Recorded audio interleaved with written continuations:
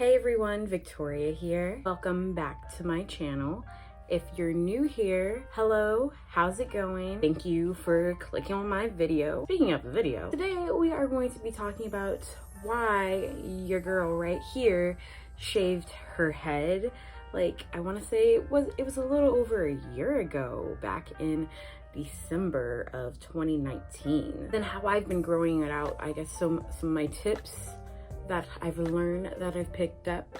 I am not a hair guru. I'm going to say that a lot about things, but I have learned things, I have picked up things, and I am willing to share. Just let you know how my hair journey's been going and how it's still going, because if you can see, it's not super long. It's grown quite a bit. Let's start with why I shaved my head off and why we're here in the first place. Before I shaved it all off, my hair was incredibly unhealthy. When I was younger, my hair was relaxed and that did so much heat damage. Eventually, when I stopped the relaxing, I still straightened my hair like crazy. It was, I was obsessed with having straight hair. Like, I did not want any curls, nothing. And if my hair was thick and poofy, as long as it's straight, I was happy, I was fine. When I got to high school, I actually going to dye my hair red, and that took a long time because my natural hair color, as you can see,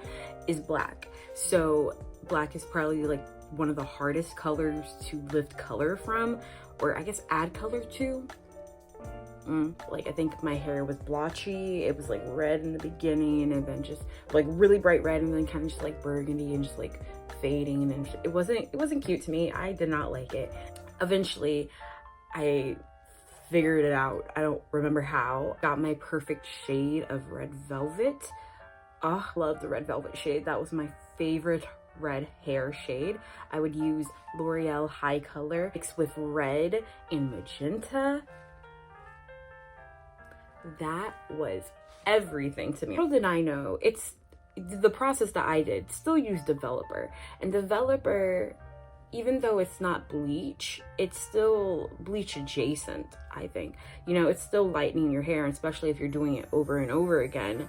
There's probably a healthy way to do it, but I know I probably didn't do the healthy way. I think I probably did 30 developer or 40 developer, I can't remember. Either way, it still wasn't that good for your hair. That's chemicals in your hair. And so my hair was still being damaged. And then I started getting Dominican blowouts. So, you know, your girl's hair was silky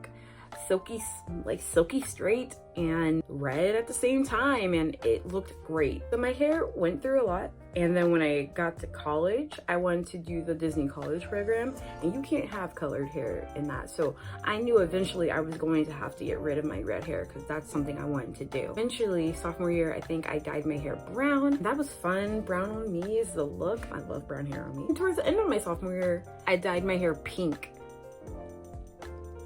What? It went from black to red to ginger red to brown to pink, back to brown, then to a ginger red, then back to black. That in itself was just a whole journey. One night, December 2nd, you know, it was 11 o'clock at night, and I was just like, you know what, I want to do something. For a while at that moment in time, I had been watching a lot of I shaved my head videos. I'm like, is that something I could do? I'm like, you know what, I'm doing it for myself.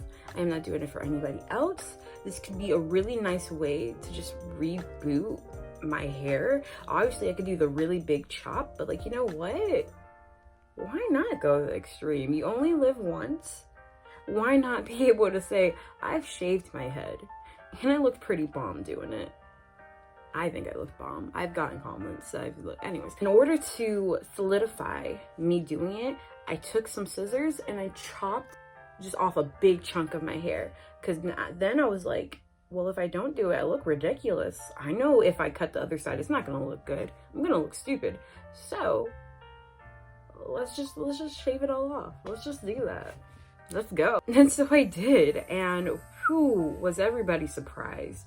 They were like, I can't believe you actually did that. I didn't care what anybody else thought. I did it for me. I did it so I could have healthy hair again.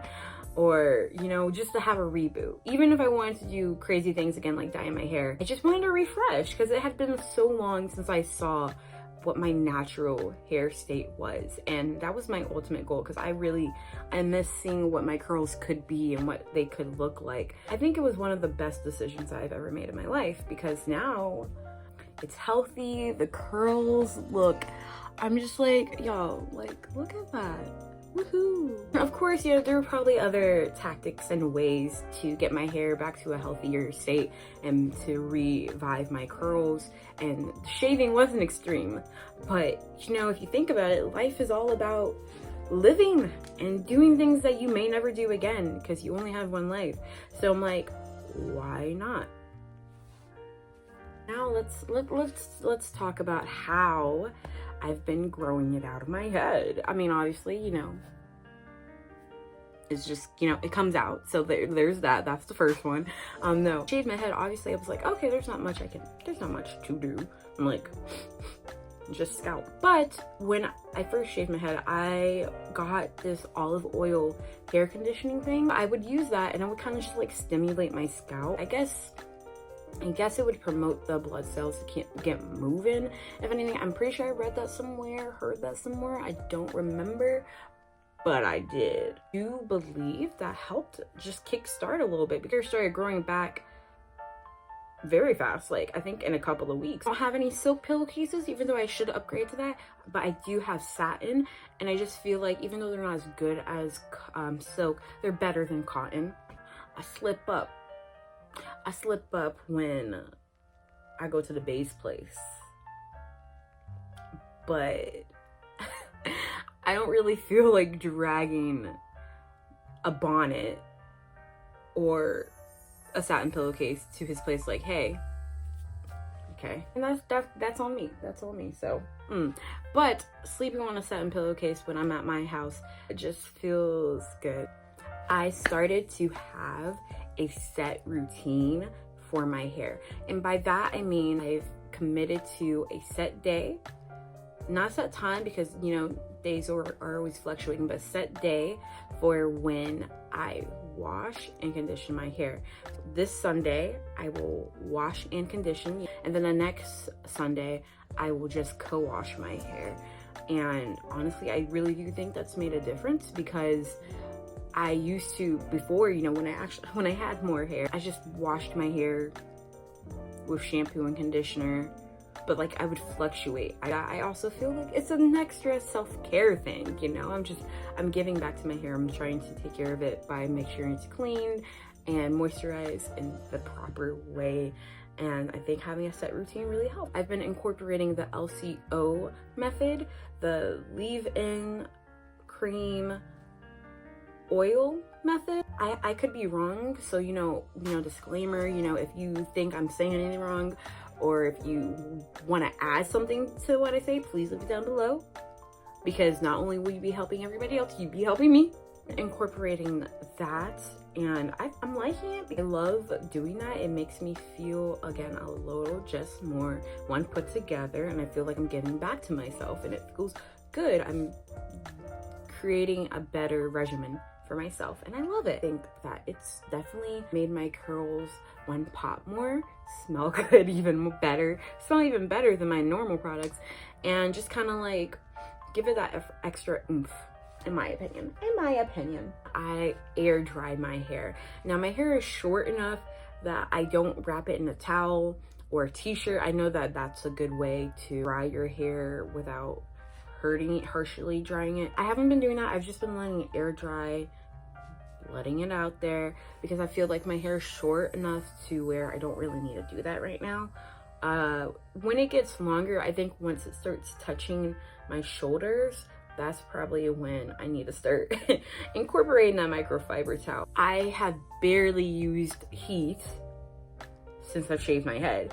Now, with that being said, I've only had hair long enough to straighten since about late August last year. And from late August to now, I've only straightened my hair a total of 3 times. And with that, I used heat protectant, and I barely I went over it, but I didn't go over it multiple times, just frying that one piece. Which is what I use. Like, I used to use heat protectants, but I would just constantly fry my hair. I have not used a lot of heat, and I don't plan on doing it. If I straighten my hair, I'm trying to save it for if I want to, if I'm in the mood for special occasions. Definitely think doing it for every special occasion is a lot, especially if you're trying to focus on hair health and hair growth. You should limit it as much as you can. So depending on how many special occasions you got in your life, reevaluate that straightener. And the last thing that I want to just like mention that I didn't know before, that I didn't utilize before, is knowing the type of porosity that my hair type is. Like, I still get constantly confused on what my hair type is. I want to say it's a 3C4A. Oh, that's the hair type that I'm pretty sure I am. But the porosity, I didn't know that was important until I started watching more curly hair videos. I have low porosity, and it takes a long time for your hair to dry, which mine takes like 3 hours, maybe 4. Like, it takes forever. And then there's also a test you can see if you put it in the water. That test is kind of like inconclusive, because, you know, it depends on the temperature of the water, it depends on the air. So I take that one loosely, but it's important to know your porosity type because of the products that you can get to help your hair more, you know. So like, that's why it's important to know what kind of hair you have. You know, does your hair, is it dry, is it damaged right now, is it kind of brittle, is it thick, curly, coily? All that stuff is important. I recommend doing your research to really enhance your curls. When you see the end results, I think all of it will be worth it. It's a lot, but you know what? It's a fun process. I think the curly hair journey is a fun one. It's a long one because I am so excited to hopefully get to the point where my hair gets to be like, maybe like like, you know, down. We'll see what happens. There are probably more things that I did not get to mention, or I didn't even think to mention, that maybe you know, and maybe you could leave down in the comments below to let me know and let others know to help them on their curly hair journey. Because again, like I said, we're a community here, we're growing, we're flowing, and helping each other out is the main goal, right? That's what I think. Leave those things down below if you think they're gonna help, because I probably didn't get to mention it, but these things that I have mentioned, these are all the tools that I've been utilizing to help my curly hair journey blossom into a beautiful butterfly. I definitely said butterfly. I meant butterfly, but I also was thinking blossom still. So yeah. All right, thank you guys for watching my video. Hopefully you liked it, and if you did like this video, please leave a like, subscribe so you can join the growing squad. I would love to see you guys along my journey, along your journey. We're all on our own journeys here. It's my YouTube name. Oh yeah, thank you guys for watching this video. I will see you in the next one.